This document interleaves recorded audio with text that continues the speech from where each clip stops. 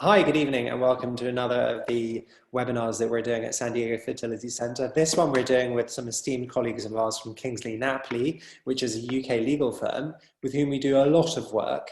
And we've done many webinars in the past and many meetings in the past, helping intended parents to navigate what is the IVF and surrogacy process from a UK perspective. Obviously, I'm Richard Westoby. I am a parent through surrogacy of twins born a few years ago now. I'm joined by colleagues of mine, Anna Buxton, who is also a parent, and Dr. Brooke Friedman, who is a doctor and a parent, but predominantly a doctor. She's talking the doctor bit today. We're also joined by Connie and Katie, who are amazing and wonderful people who I've known for many, many years, from the family team and from the immigration team at Kingsley Napley. And I think what would be great is if everybody introduced themselves a little bit. So I'm going to, first of all, hand over to Dr. Freeman. Thank you, Richard. It's really great to be here with everyone today. As Richard mentioned, I'm Dr. Brooke Friedman, one of the fertility specialists at San Diego Fertility Center. I'm really fortunate to work with a wonderful team at San Diego, and one of our specialties is third-party reproduction, or IVF with surrogacy, and that's what we're going to be talking about from different angles today. So we're excited to all get to be together this evening. I'll turn it over to whoever wants to introduce us next. Yeah. Thanks, Richard. Well, as Richard said, hi everybody. I'm also a parent through surrogacy. I have a 5-year-old daughter, Isla, and then 2-year-old twins, Olive and Art, who were conceived at the San Diego Fertility Center with Dr. Freeman, and were born there. And lovely to be speaking. Well, thank you. Connie, Katie, over to you guys. Hello, thanks for having us. I am Connie Atkinson. I'm one of the lawyers in the family team, so I do general sort of divorce and children work, but also surrogacy is a large and wonderful part of my practice. And I'm one of the lawyers in the immigration team. My name is Katie Newbury. I advise on all aspects of UK immigration, and with regard to surrogacy, help advise on the nationality and immigration aspects and how you can help bring your baby home to the UK at the end of your journey. So as you can see, we've got a group here, which is basically from start right the way through to finish. One of the wonderful things about obviously doing these webinars is we have the ability to really get that information into PowerPoint presentations that we can share with you guys. If you would like a copy of this presentation, please send us an email. We will send it through to you. At the end of the presentation, there will be our email addresses. I'm assuming most of you have mine anyway, but please feel free to ask us for that. So here we go. Here's the presentation that we're going to be giving today. So Anna and I are going to start. This is Anna and her husband, Ed, and their 3 kids who are just awesome. And you've got my little 2 in this one too. Now I'm going to apologize in advance because mine are probably going to burst in and do that amazing thing where they start screaming and shouting and joining in the webinar. And if they do, well, that's what parenting is about, I'm afraid. So that's our families, and I had the joy and the pleasure of helping Anna a little bit on her journey, and thankfully it's been an amazing thing. And frankly, I love her so much. I said, can you come and help me help other people? And thankfully she's here. So I have my children through the United States, the process there. Anna, do you want to give a little bit about your story as well? Yeah, sure. So, so as we said, I've got 3 children through surrogacy, and the twins were born in San Diego. I think everyone's journey to surrogacy is different. Mine and Richard's are probably on 2 ends of the spectrum. We turned to surrogacy after multiple miscarriages, which led to scarring of my uterus, which meant that I could never carry a pregnancy. So like many women, I felt, to be honest, totally broken by the time we even started considering surrogacy. We'd have a very long and painful and expensive journey to get there. But for me, surrogacy really offered hope at the end of that very, very long journey. And even today, with sort of 3 children under 5, and it's crazy every day, I'm still taken aback by how many people and how much support it took to build our family. Surrogacy is a complex process. And you need to find the right people to support you through that process. And that's why I love talking about it. So as you can see on the slides here, we're thinking about sort of the high level steps you need to think about. And I think, as I said, regardless of how you come to surrogacy, when you first start looking at the process and all the different entities and all the steps involved, it can feel so overwhelming and daunting. But I think if you take, the important thing is to break it down and think about each step, educate yourself on each of those steps, and then find experts in the field, in their right field, to support you. It's a really achievable process. So the main decisions are obviously where you're going to do international surrogacy, and understanding the legal implications, which is so important. And once you've done that, it's also choosing your IVF clinic. If you're using a donor, then choosing your surrogacy agent, and then using your surrogate. So I said, it is a lot.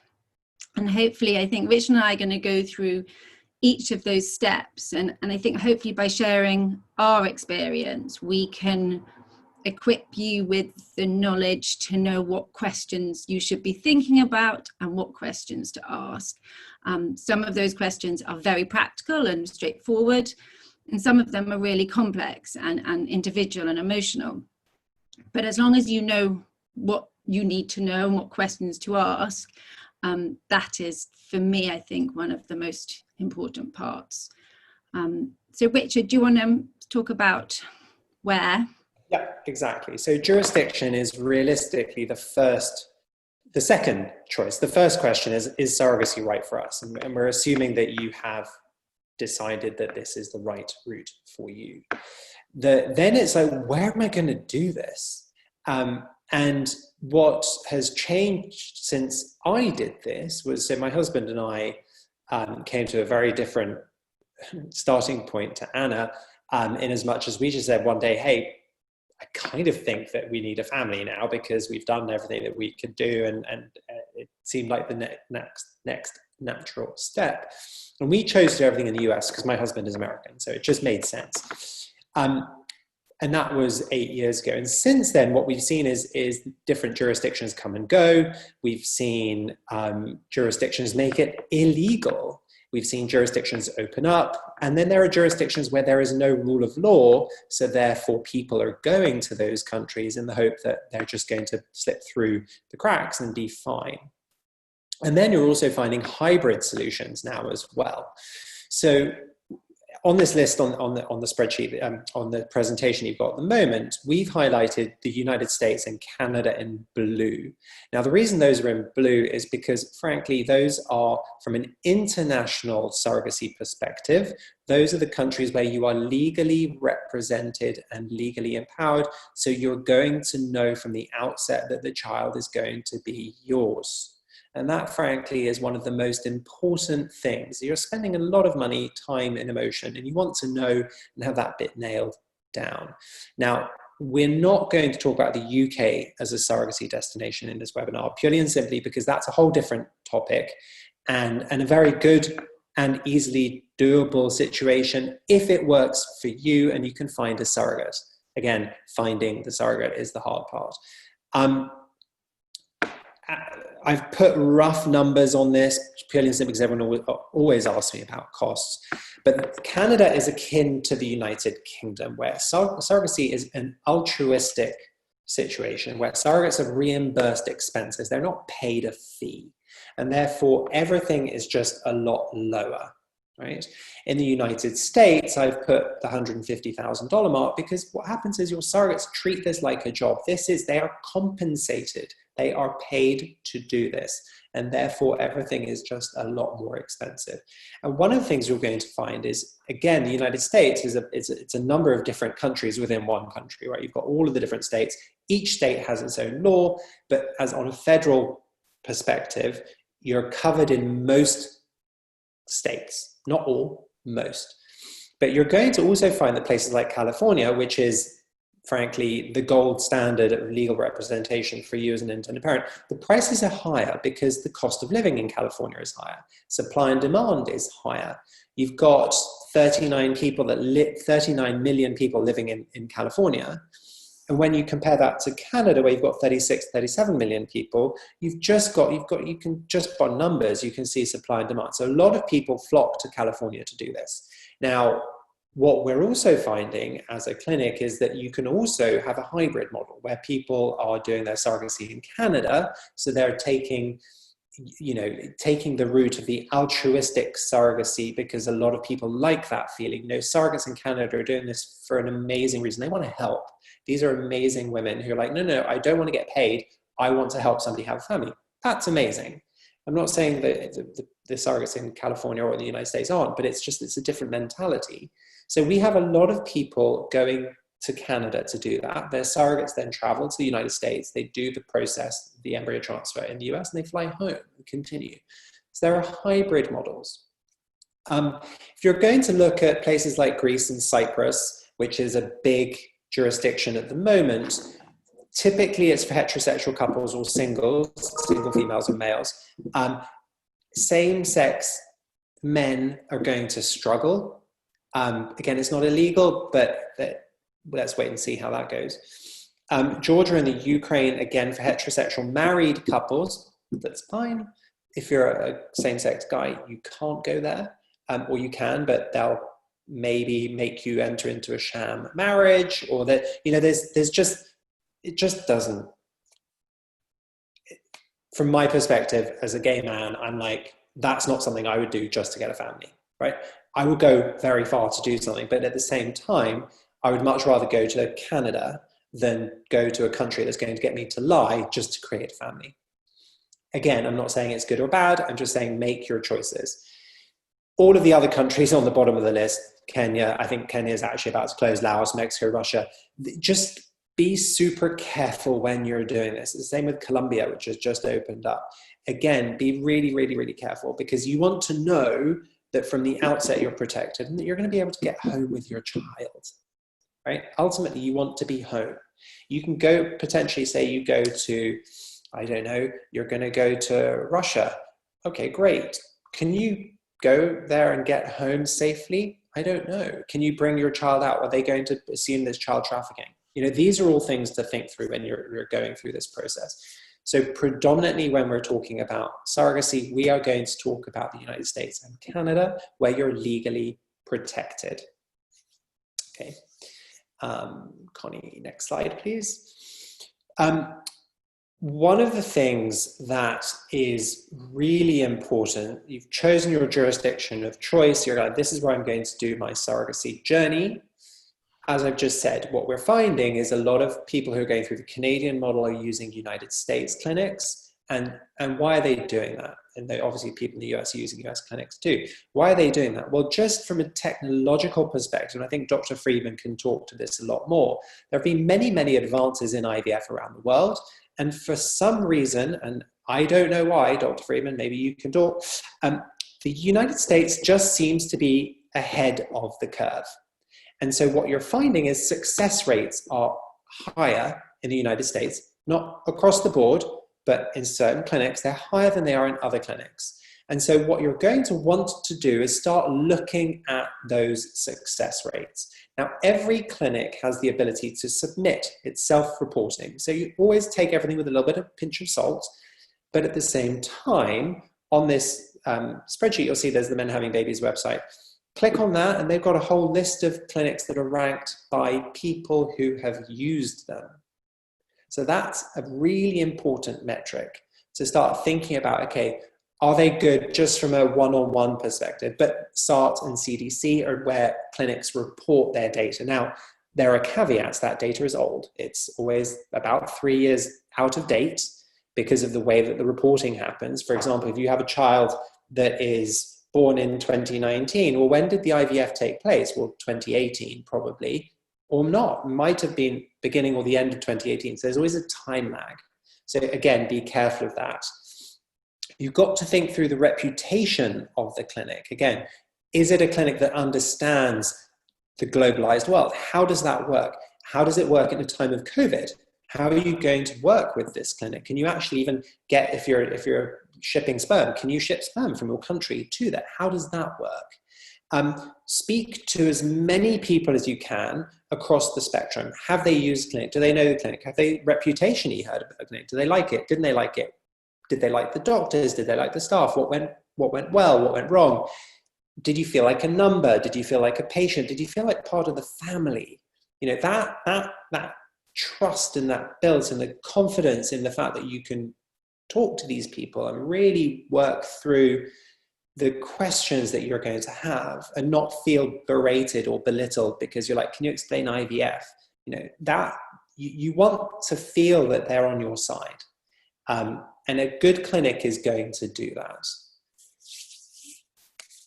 Next slide, please. So, obviously, as a gay man, we needed an egg donor. We couldn't produce. So, egg donation is a topic that a lot of people initially struggle with. And I think maybe, Anna, we can talk, you can jump in a little bit too, because from a male perspective, I always knew that I was going to need an egg donor, right? And so for us, it was like, okay, what are we going to look for? Is she, you know, is she well educated? Is she pretty? Does she have genetic mutations that we share? Because we do, every client going through now needs to do a genetic test to really understand what your genetic makeup is, so that you're not matching. And Dr. Freeman, maybe you can talk about that. And did we want a donor to come in and give us fresh eggs or frozen eggs? We're going to use frozen eggs. What are the success rates about those different bits and pieces?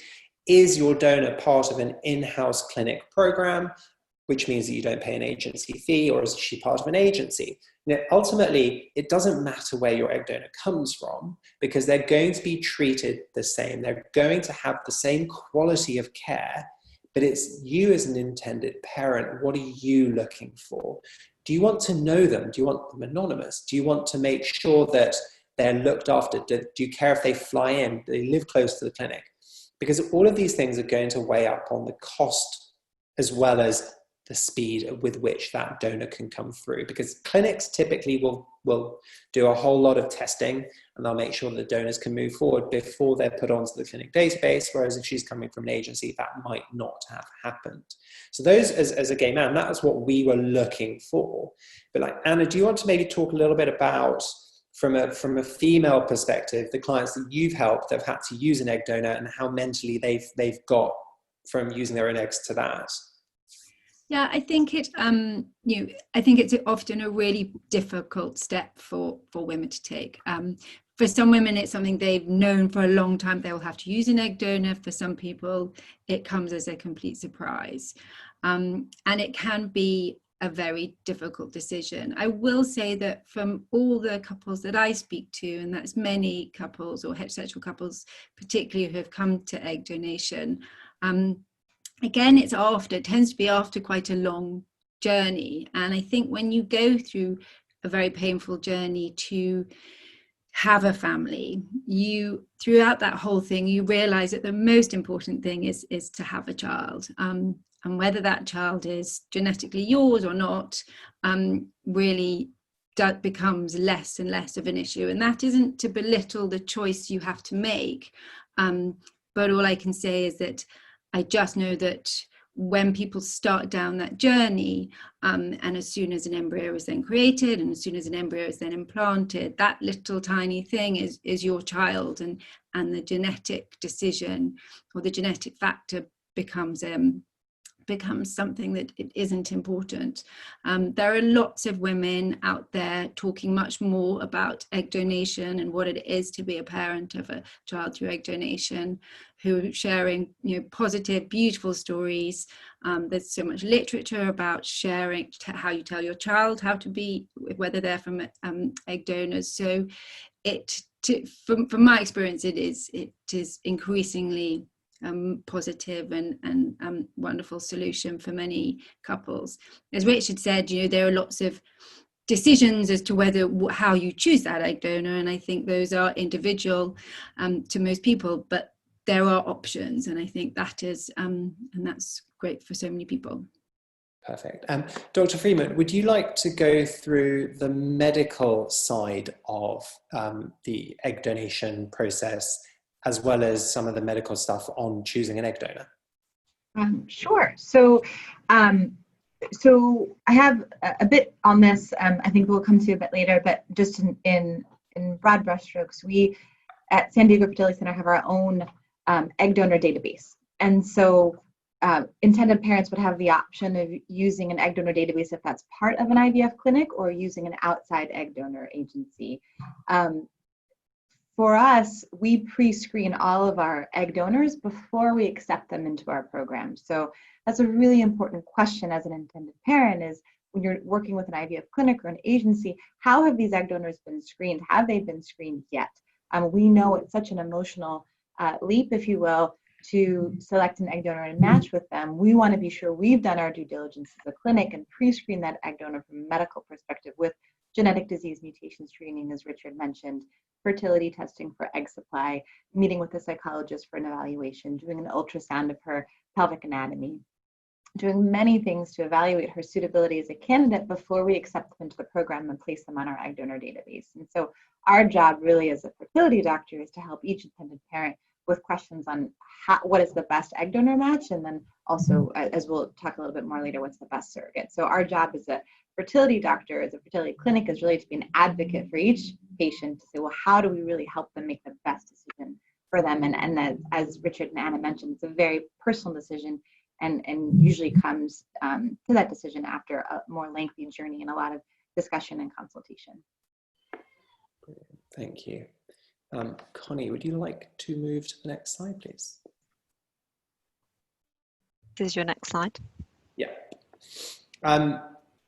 Surrogacy agencies come in many different shapes and sizes.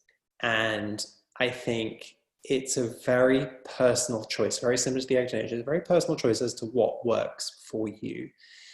At SDFC, we actually work with probably over 100 different agencies, all based in the US and Canada. And when I say every agency is different, they really are. The process itself is the same, right? Ultimately, it's process management, but how it's approached and how it's dealt with, and that's very different. And what we're finding is that there are the full service agencies, which are, they'll do all bells and whistles. They'll do everything for you, from talking to you about your escrow account, which is how they make the payments, to the in-house legal teams, to finding an egg donor, to doing all of the emotional stuff for your surrogates. They'll do monthly meetups, they'll do the psychological evaluation, to those that literally just find you a surrogate, right? And that's going to be dependent on you and how much involvement you want. Do you want to delegate everything over? How quickly do you want to match with a surrogate? Some have a waiting list of intended parents because for example, their costing structure is such that it's less expensive, so therefore more people are going there. But they don't have the supply and demand, so they're going to have more people waiting. Versus others, and we have a lot of this in California, that have surrogates ready to go. Right? You sign up, and they can potentially have somebody for you that week or the next week.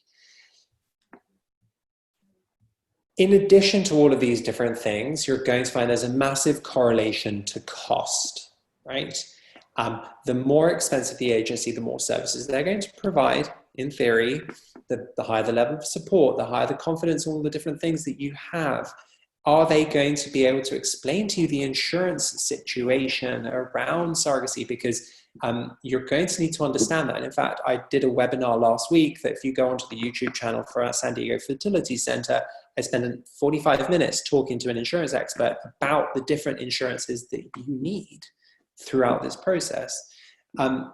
Has your agency worked with anyone from the UK before? Do they understand the parental order process that Connie's going to talk about? Do they understand how to get passports that Katie's going to talk about? Do they understand all of that? Because that's really important for them to explain to the surrogate, because it's not, thank you very much, you've had your baby, you're done. There's a process post-birth that needs to be taken care of too. And those are all things that are very important. So we chose a very big agency with the understanding that they were going to do all this for us. And actually the reality is they did some of it. There are other bits they didn't do. We wanted to be more involved than potentially they wanted us to be. So actually, we then got very involved. Anna, I know that you chose a smaller agency. Do you want to walk through that bit?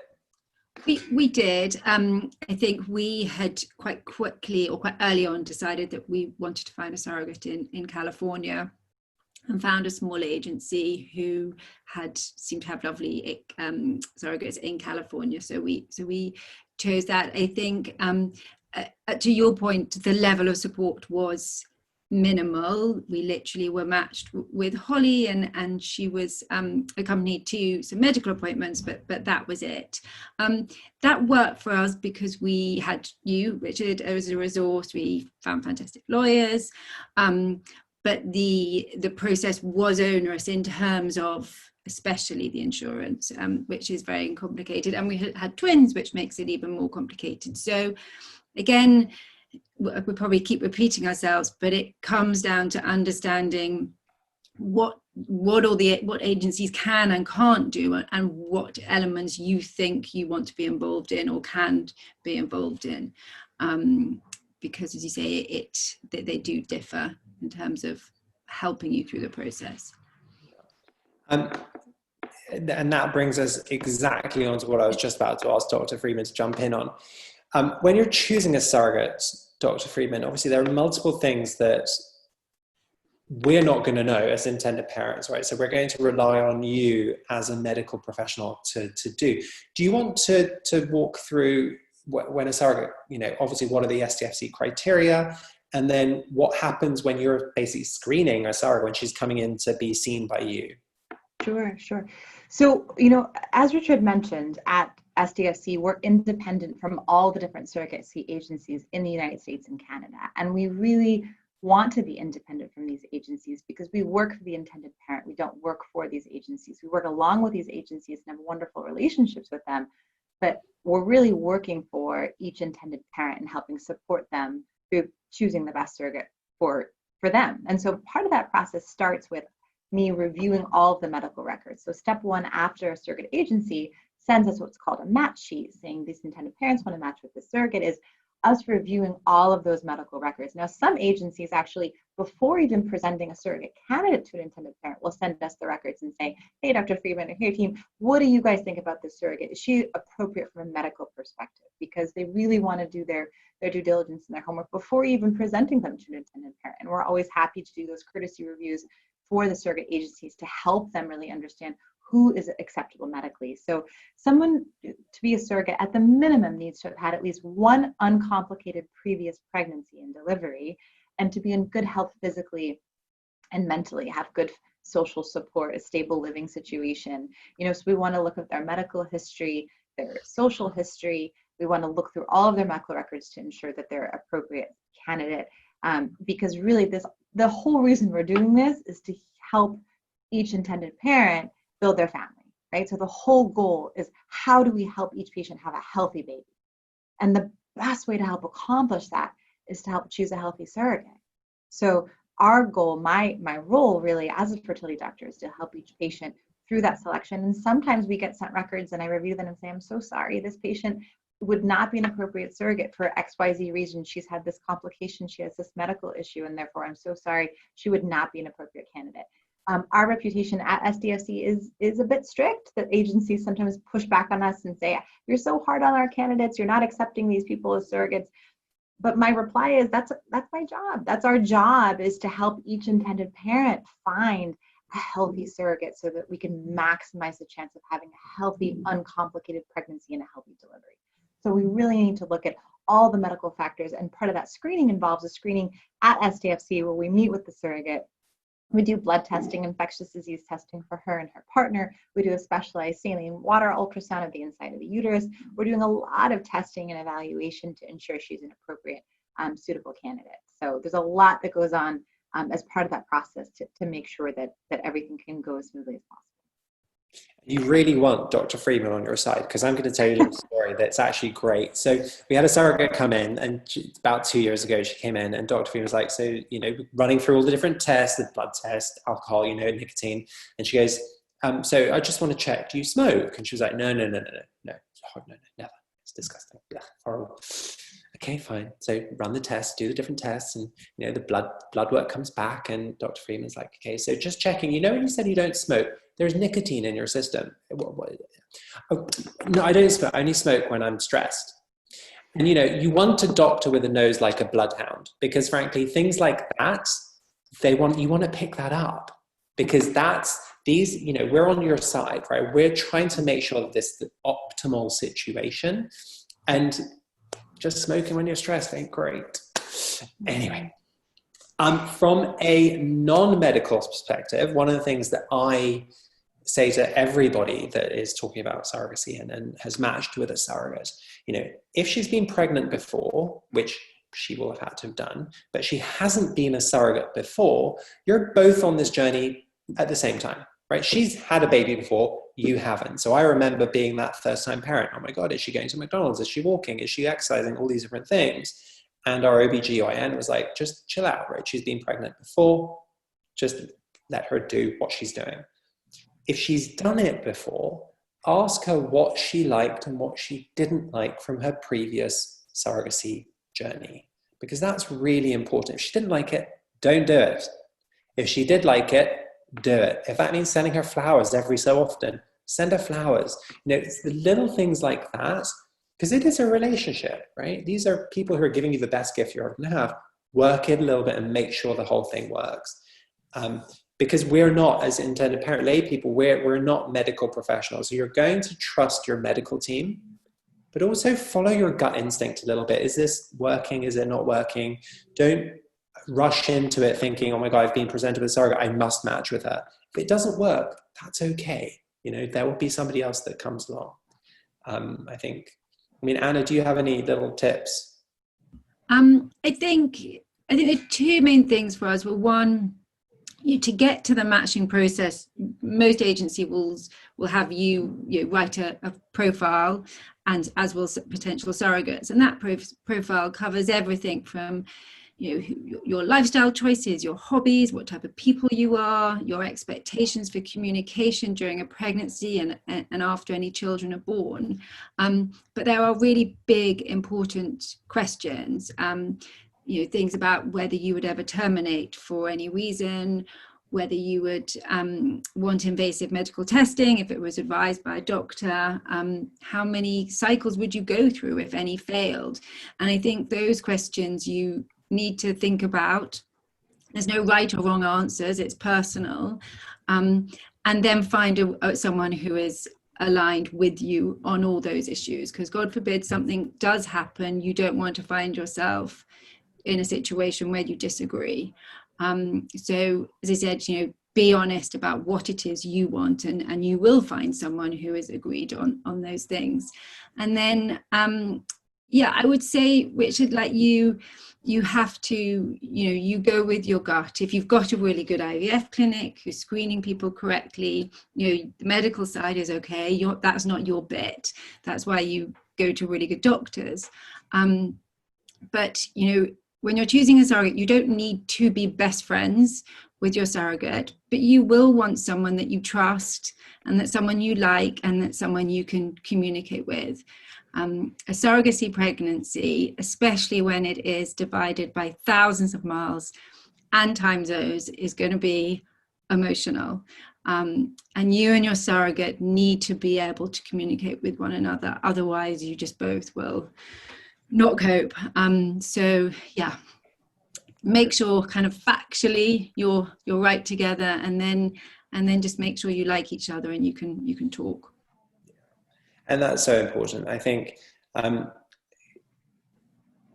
follow your gut instinct on a lot of these different things. I think that's probably one of my key takeaways. We're now going to head into the next slide, which is Dr. Friedman, who, as you can see, is sitting here. She's an amazing doctor. She's very humble, and she wouldn't tell you some of her background, but I have been in conversations where I probably understand maybe every other word where she's talking about, because I'm like, you're obviously really smart because those are long words. But I think what I love is the fact that Dr. Freeman is actually able to take what can be a complicated process and explain it in such a way that people like me can understand it and walk away going, Okay, I get it. So I don't know if I've just set you up there or not, but Dr. Freeman, over to you.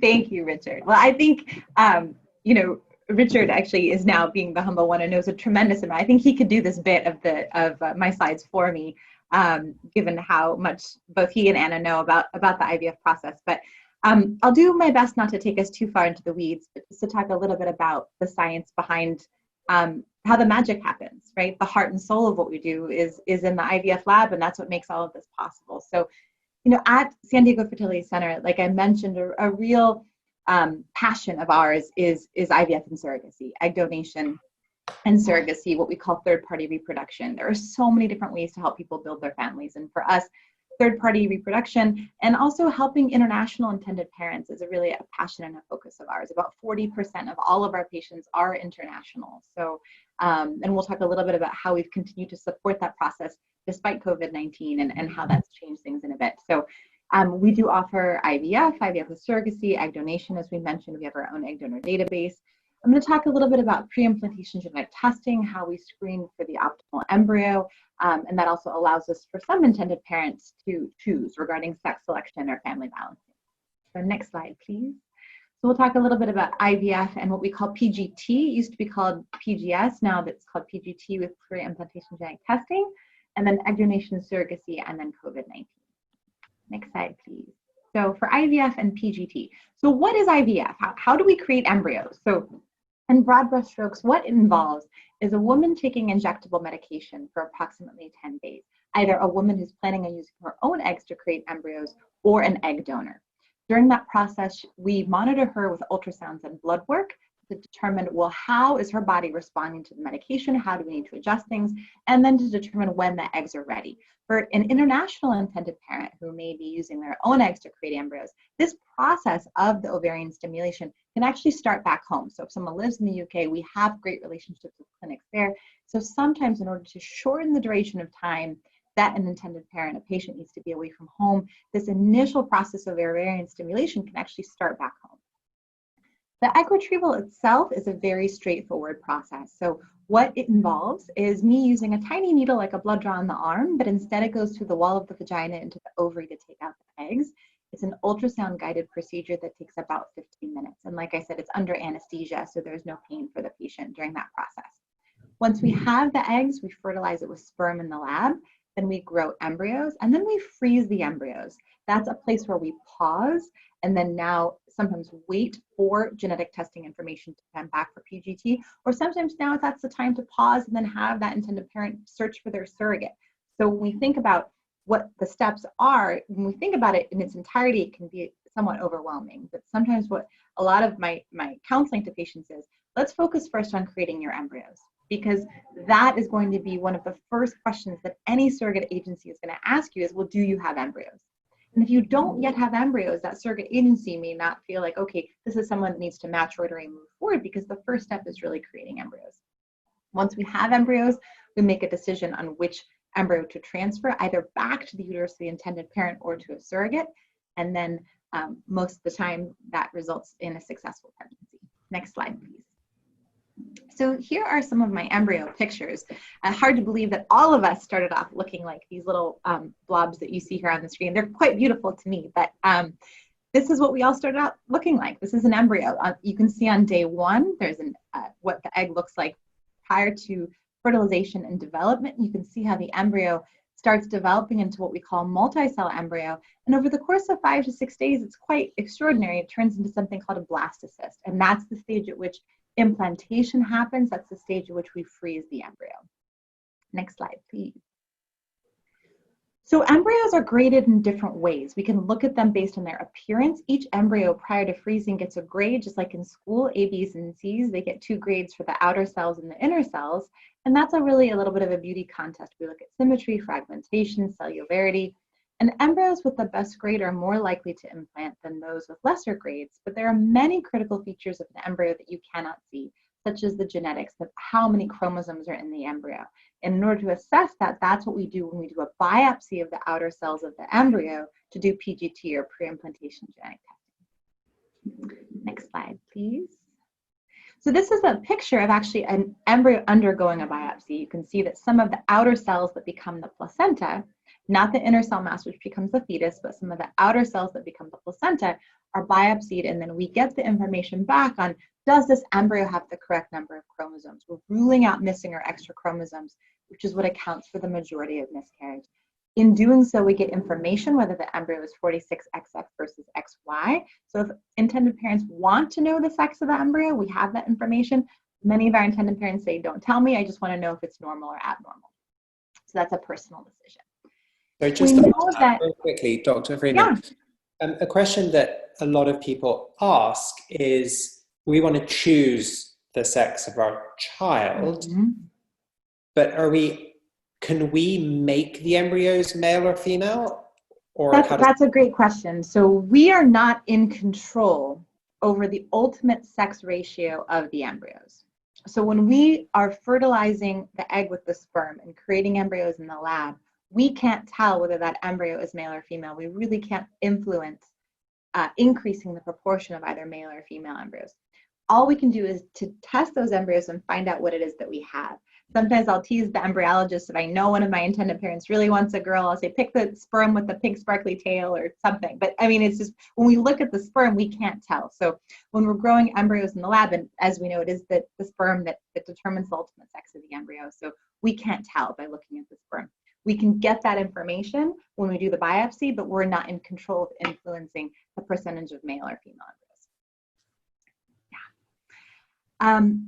So this slide's, I know, a bit depressing, and this is kind of the bane of my professional existence, is that we know our fertility as women is unfair, unfortunately, and it does get harder to conceive as we get older, and in large part that's due to the fact that our eggs that we're born with, not only do we lose them over time, but the egg quality declines over time. And so this slide illustrates that, in that the percentage of genetically normal embryos goes down as we get older. With a donor egg embryo, or a young patient with under the age of 35, there are high proportion, the majority of the embryos are normal. Unfortunately, conversely, as we move into our 40s, the majority of the embryos are abnormal, and it becomes that much more important to have done that PGT screening to know that we have a normal embryo to transfer. So what's interesting is that that's our hurdle. Once we have a genetically normal embryo to transfer, regardless of a woman's age, that embryo has an excellent chance of implanting.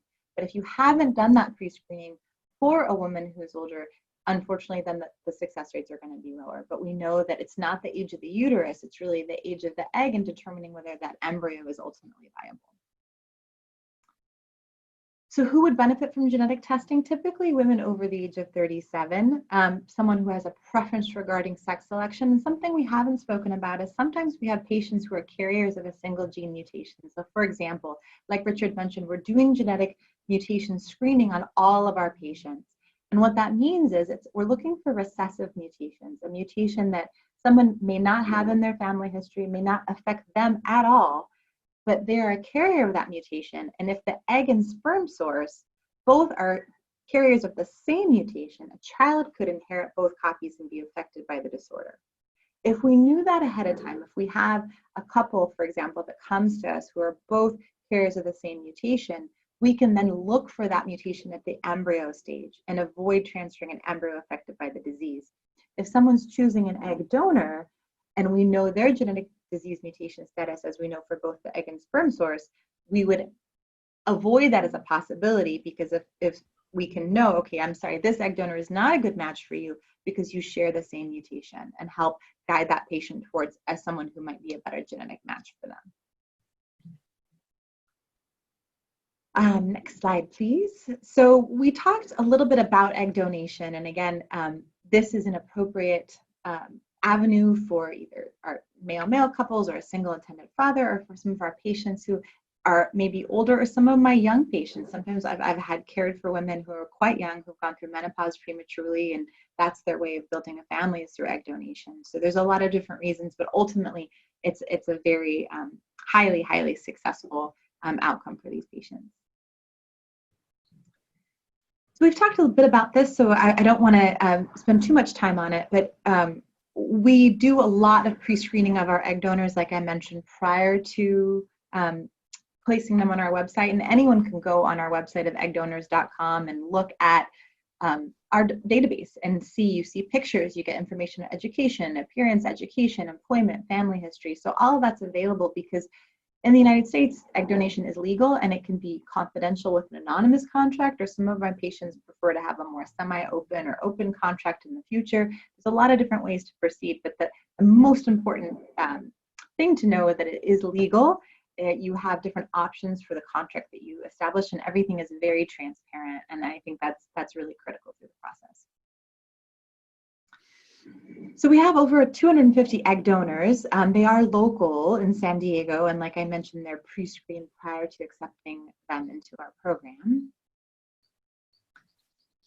Next slide, please. So switching gears and talking a little bit about surrogacy, we've mentioned this a little bit, but again, you really want to be working with a clinic that has expertise in supporting international parents. And there's a huge team behind me that's not in this room that makes this happen, of nurse coordinators, medical assistants, embryologists. We have so many people on our team that are focused on supporting each intended parent. And there's a lot that kind of happens behind the scenes to try to make this process, which we know is not easy, to make it as easy as possible for intended parents who are far away. In the United States, like we talked about in terms of jurisdiction, it's really important for us that everything is transparent and legal. So I think we've talked a bit about this in terms of how to select the ideal surrogate, and that's something that as a fertility doctor, that's a really important role that we play. Next slide, please. So what are our goals? Our goals are really to maximize success rates and to minimize risk. And how do we do that? So we do that by selecting the best, typically single embryo transfers. Sometimes we transfer 2 embryos, but more frequently we're transferring the best single embryo to minimize the risks of a complicated pregnancy. And you really want to work with a clinic that has experience in doing genetic testing. Richard mentioned a little bit about the success rates in the US. Part of, I think, the success rates here in the US is the amount that we invest into cutting edge technology. The IVF lab is an expensive place in terms of incubators, gas, media, reagents, embryology training. There's so much that goes into it, and we're always looking at how do we get better, how do we improve, is there something that we can tweak or adjust to really maximize our success rates. And I think without that investment into the technology and the infrastructure and the training, you're not going to see those high success rates, which is a large part of what we do. I think switching gears to COVID-19, I think this is probably something that none of us really want to talk about, but we need to talk about it because it's still with us. So a lot of our international parents, they see the news and they say, well, California is shutting down again. What's going to happen with SDFC? And back in March, there was a period of time where we paused and were not initiating IVF cycles during the initial shutdown. We are open. We have been open for quite some time. We are doing egg retrievals and embryo transfers in our full spectrum of fertility care. We are an essential healthcare organization. We view what we do as essential. So even if non-essential businesses are closed, we remain open. Richard has been absolutely instrumental and incredible at really helping establish partnerships for SDFC with European clinics across Europe that now are allowing our intended parents who want to create embryos through egg donation to freeze sperm at these clinics across Europe and then ship the frozen sperm to us at SDFC. So this has been a tremendous accomplishment to allow us to continue to support intended parents who want to move forward with the process of egg donation and surrogacy where they never have to leave Europe. So with some of these travel restrictions and quarantine enforcement, this has been a really, really exciting development that allow us to continue to support our international intended parents who want to ship sperm to us.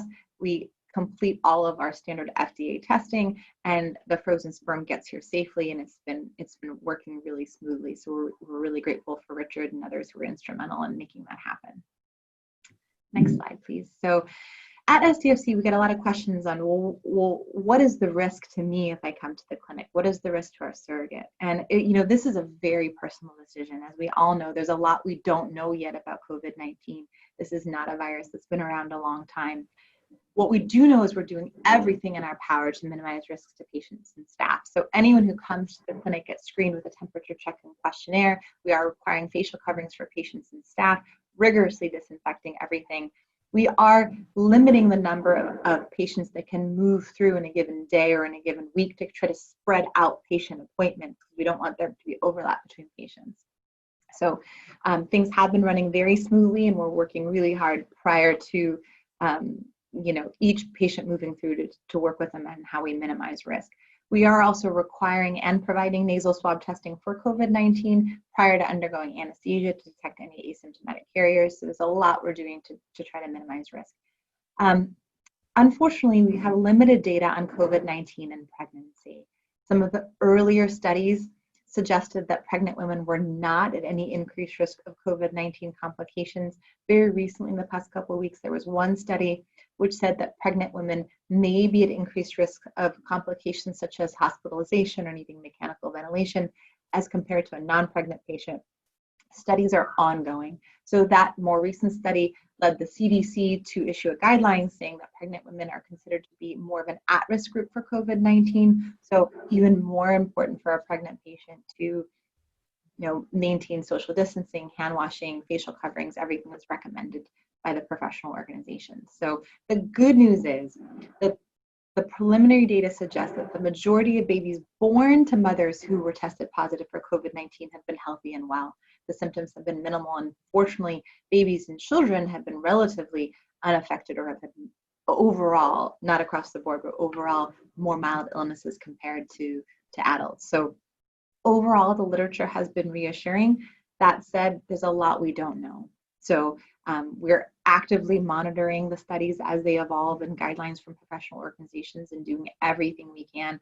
We know that fertility is a time-sensitive journey. So for a lot of our patients who we think they're, delaying a year or delaying 2 years would really close their fertility window or not be feasible, it's just not practical to delay, especially when there may be an uptick in the fall and winter with the flu season coming. So we are moving forward. We're helping each patient move forward. But just giving all the information we can for that individualized counseling. Thank you very much, Dr. Freeman. I think that was informative as always, and I think COVID-19 is definitely on the minds of many, many people. It's just it's a huge unknown, really, isn't it? So that said, let's move on to some of the stuff that we can control, that we do know. Katie, do you want to run through some of the immigration side of things? Yeah, absolutely. So immigration is one of the issues that we would say, it's best to look into at the earliest opportunity. People come to us at all stages. Sometimes it's something they really haven't considered, and baby's about to be born, baby has been born, they can't come home. So, where we are talking about this early on, there are some things that can be done in advance, some plans that can be made, and at least you can be prepared for any delays and being stuck outside the UK for any periods of time. So the first thing that we typically will do is, most of the intended parents we're speaking to are going to be British citizens, and if that's the case, the first thing that we want to establish is whether or not your baby is going to be a British citizen at birth, and if not, are they going to have the ability to become British. So typically, a child born outside the UK can inherit their parents' British citizenship as long as their parent is British either by birth in the UK or because they naturalised in the UK. So British nationality can descend one generation to a child born outside the UK. And we then need to consider who is considered to be a child's parent for the purposes of passing on British citizenship. And that's set out in the British Nationality Act. The person who gives birth to the child will always be considered to be the child's mother at birth for the purposes of passing on citizenship. So where we have a British intended mother, they won't automatically be able to pass on their citizenship at birth. There will be other options, but at birth the child won't be British on that basis. We can then look at who will be considered to be the child's father. Now, if the surrogate is married, then her husband will be considered the father for nationality purposes at birth. But where we have a single surrogate mother, then an intended father could be the father for nationality purposes to pass on his citizenship if he can basically demonstrate that there's a genetic link between him and the child. So it is possible in those situations for citizenship to automatically pass on at birth. Where baby is not automatically British, there are a couple of options where we have British intended parents. The first option is for baby to be registered as a British citizen. So the Secretary of State has a really broad discretion to register any child as British as she sees fit. And because that's such a broad discretion, it's accompanied by guidance, and that guidance does specifically address when following an international surrogacy arrangement, it is appropriate for a child to be registered as British. And essentially, if you can show that those international surrogacy requirements have been complied with and that there is a genetic link between you and your baby, then typically those applications for registration will be successful. It isn't necessary to go through that process though, because if you are going through the parental order process, which Connie's going to talk about, then your child will automatically become British on the making of the parental order if one of the intended parents is British on that date. Now, that's great for people who can come to the UK without having to go through the citizenship process, and that would certainly be true, as we'll discuss, of babies born in the US and Canada. Where registration becomes a little bit more important is if we're looking at jurisdictions where your child isn't going to be entitled to a passport of that country. So if we were looking, for example, at the Ukraine, children born there are not going to be entitled to Ukrainian passports. So in those situations, it will be important to establish how your child can get a British passport so you're actually able to leave the country and return to the UK. So, as I say, in some cases, we are looking to obtain British passports shortly following the birth in order to actually travel. And that might be on the basis that baby is automatically British, or it might be on the basis that there's been a registration.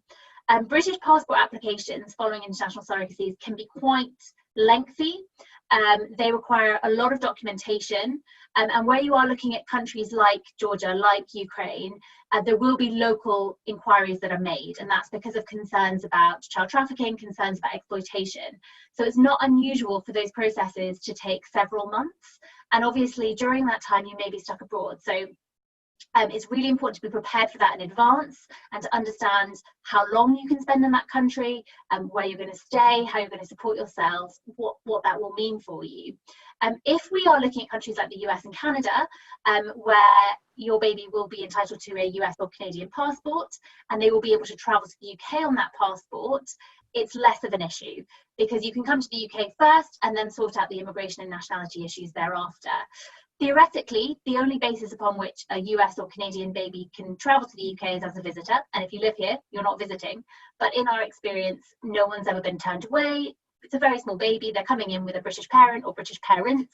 It's very unlikely that you're going to encounter any major issues. You may be asked a few extra questions. It's important that you understand that you will be asked those questions and that you have any paperwork to show the immigration officer on arrival, but typically people don't experience any serious issues when they arrive.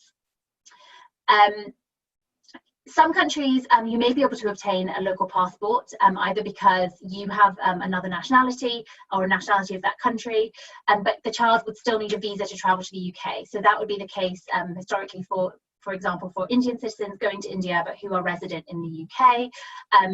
We've had that with countries like with other countries as well, where the child is able to obtain another passport, but they do need a visa to travel to the UK.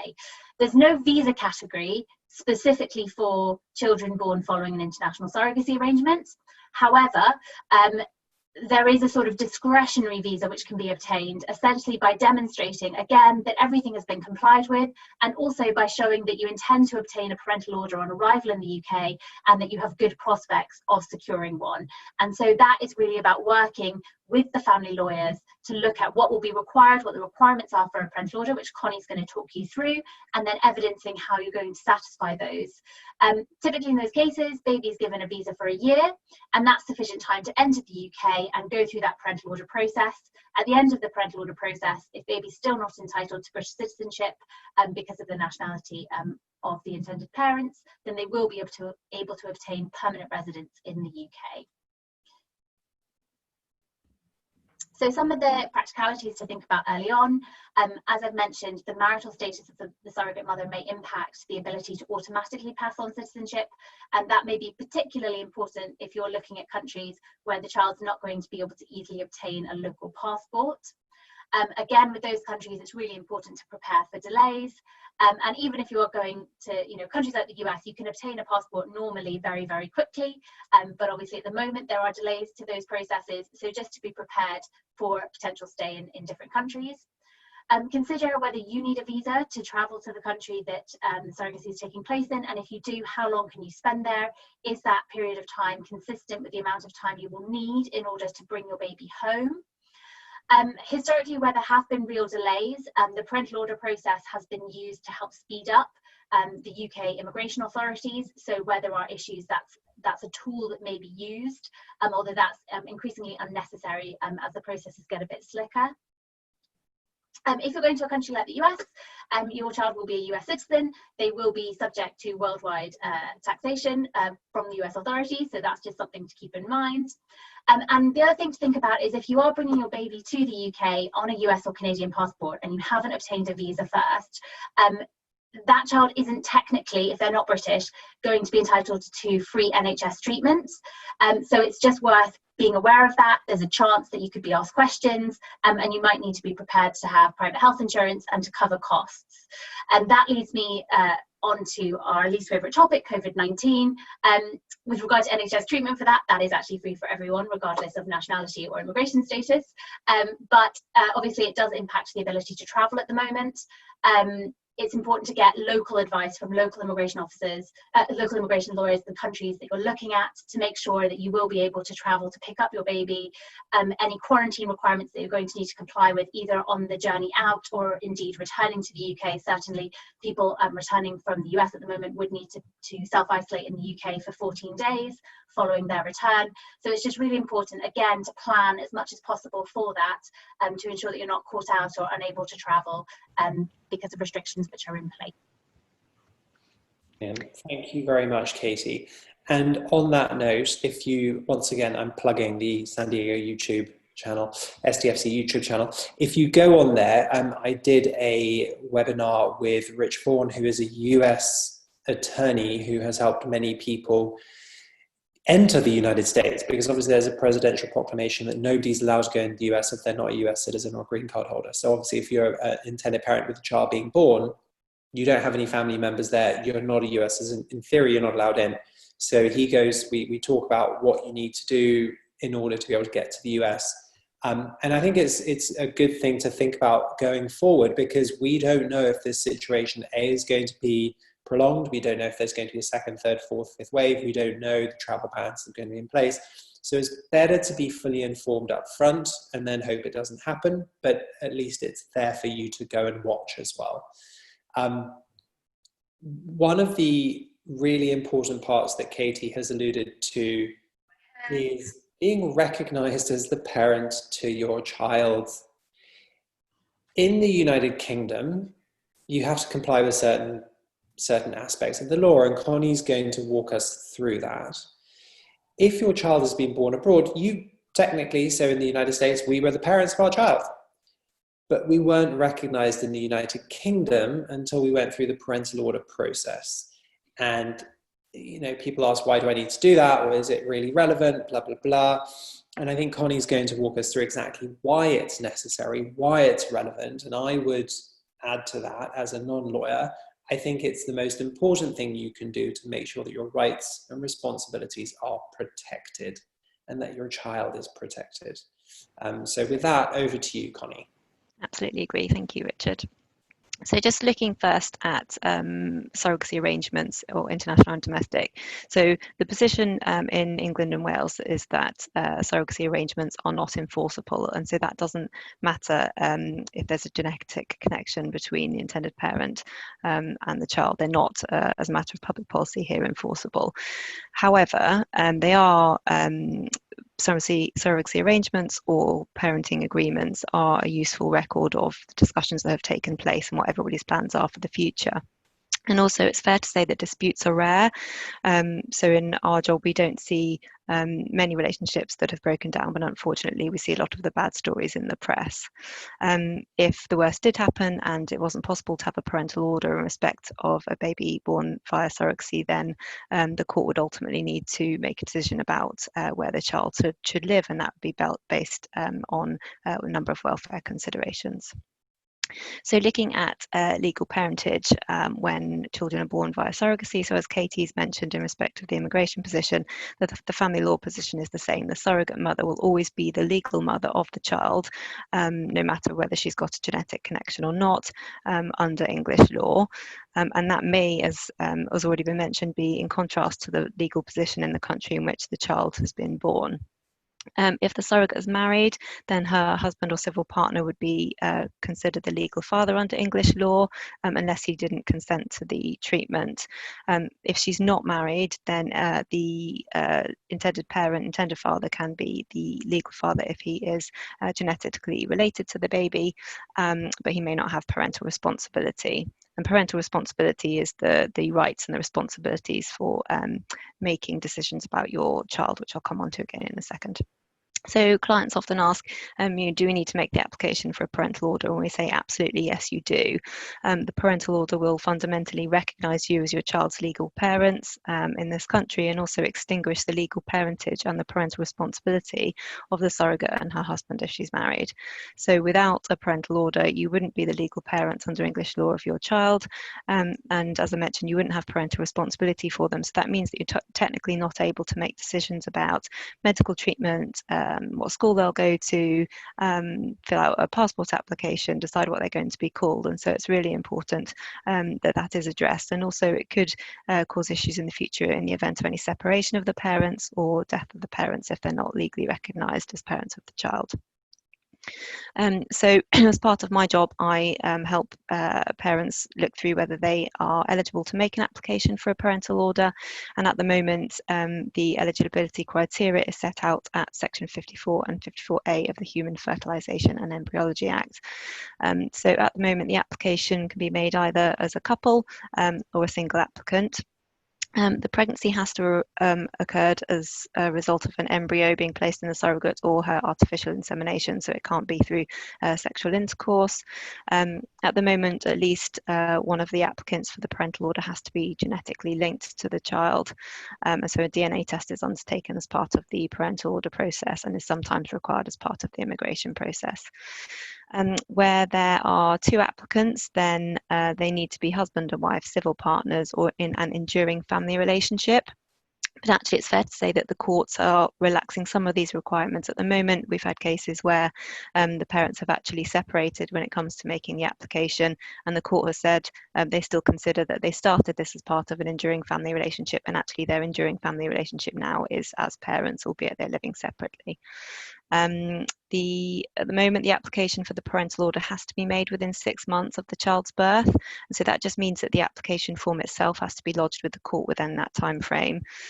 That's what the legislation says at the moment, but in reality, judges are also relaxing this. We've had cases that where applications have been made outside of that time limit. The applicants must be over the age of 18. At the time of the application and when the order is made, the child's home needs to be with both of their parents. Now that's relevant because there may be reasons why one parent stays with the child where the child was born and the other parent has had to come home, whether that's for work reasons, other reasons, or visa reasons. And so we have had cases where at the time that the application is lodged at court, the parents aren't all together with the child. And so we just say that's not going to be a problem, but we just need to explain that in your statement in due course. So we suggest that parents keep a record of who was where and when.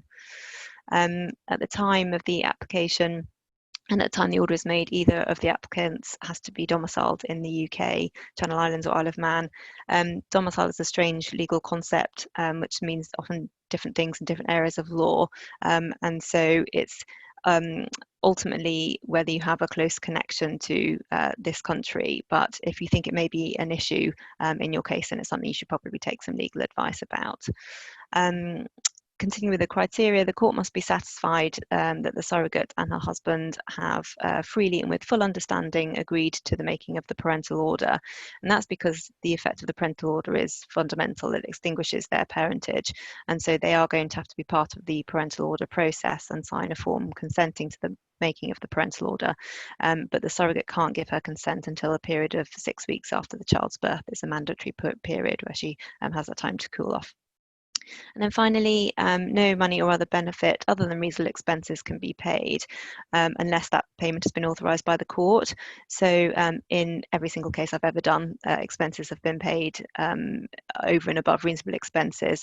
As we've already discussed, surrogates in the US, for example, are paid a fee for being the surrogate. And the judges that we have dealt with have seen quite significant payments for surrogates who have done a number of times, and I think it sometimes depends on the insurance that they've got, and then other countries where the payments are quite low. So I've never had an issue with it, but parents just have to be transparent, set out all of the information to the court so that they can run through, consider what's a reasonable expense, and then consider what it needs to authorise. So then looking at the parental order process as it is at the moment, an application has to be made on a form C51, which is lodged at court, and the court will process it, appoint a parental order reporter, which I'll come on to in a second, and then they will send the sealed, so the court stamped C51 back, as well as a document called a C52 and an A101A, and all of those forms have to be served on the surrogate and her husband if she's married. The C52 is an acknowledgement form, so it acknowledges that the surrogate has seen the papers, and the A101A is the consent form saying that the surrogate consents to the parental order being made. And as I said, you can't sign that until there are a live set of proceedings. So once the application has been lodged, and also after the 6 weeks period has to have passed. So the court will list a first hearing, which is a directions hearing, at which they'll just check that everything's on track for the progress of the case. They will, at that hearing, list a timetable for the parents' statements to be filed, for the parental order reporter's report to be filed, and also list a final hearing. At the first hearings, we also ask the courts to make a child arrangements order in the parents' favour on that day, because a child arrangements order gives you parental responsibility for the children, so that covers you from that period until the parental order being made, when that's not required anymore. And we also ask the court to give us permission not to file any further documentation on the surrogate, because as a respondent she needs to see all of the court paperwork, but we ask the court at this stage to dispense with the need to file further paperwork on them, which is almost always agreed. They just the judges just want us to confirm to the surrogate when the hearing dates are going to be. So I mentioned the parental order reporter. So their role is to meet with the intended parents and the child or children, look at their statements, look at the section 54 criteria, which I've just been through, and then write a report just assessing and recommending whether parental order should be made. And I've never had a case where it wasn't recommended, and it's generally work that parental order reporters really enjoy doing.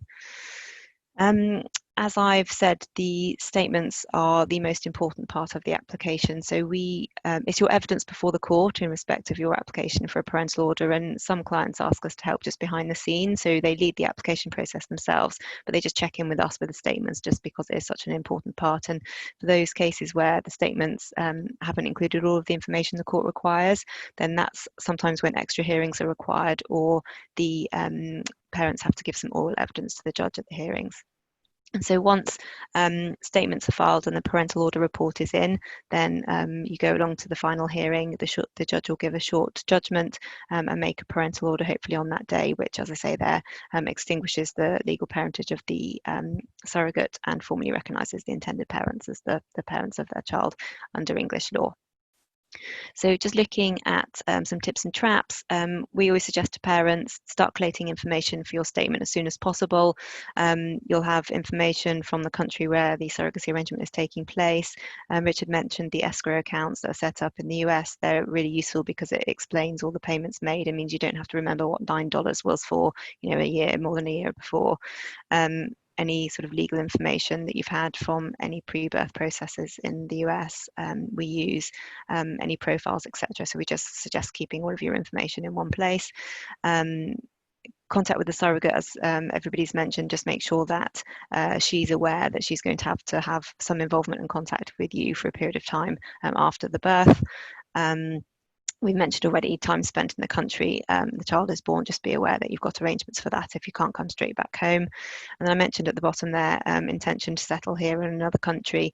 That's just to consider whether you do need the parental order. So do you live here? If you don't, do you have a connection here? Are you likely to be back here in the future? If not, then you may not need one at all, or you may need it and be entitled to it, which will then help if it's recognised in the country in which you live. So it's just, if you're not living here, then just something else to continue exploring.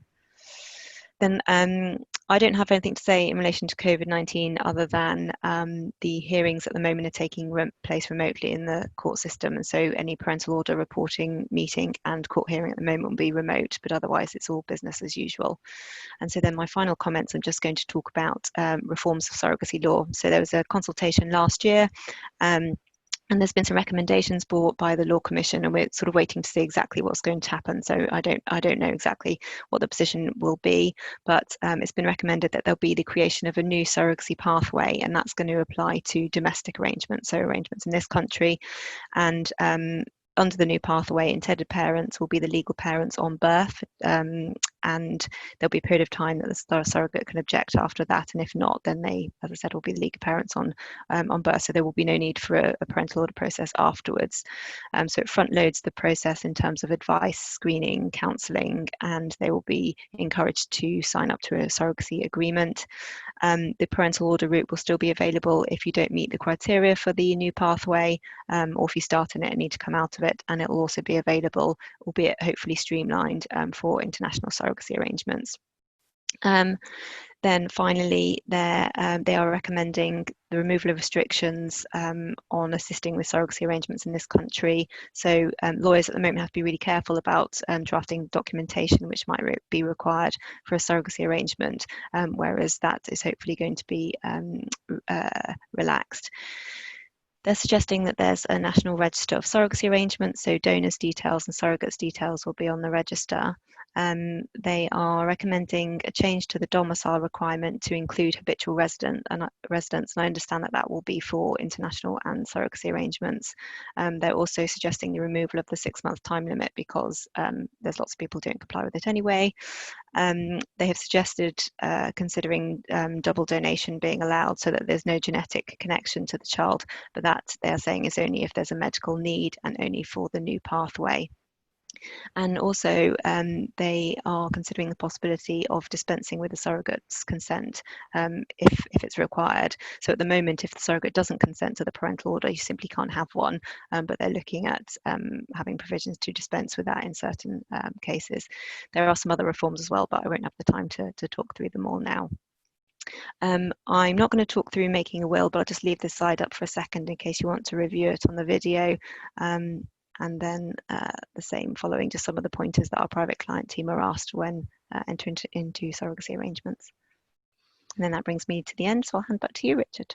Brilliant, thank you. Just that point of wills, one of the things that every time we have this conversation reminds me I need to do it, is what are you going to do with any embryos that you have frozen in the case of your demise? I know at SDFC we have documentation that you're going to sign that says, for example, if I die, I've still got embryos frozen, what's going to happen to them? But you know, it's something I don't think I actually ever signed, but anyway, because I don't think it's fair on my children to have to then make decisions about the embryos that are kept stored. So wills are very important, again, a big important, and your surrogacy agency should talk you through the need to have a will in place that covers if you die before your child is born, who's going to pay for all of the expenses, how's that going to work, because that needs to take precedence over any other payments out from your estate. Obviously, you can't ask us any questions at this moment in time, but you on this slide have our email addresses. So please, please, please do feel free to send us any emails that you want.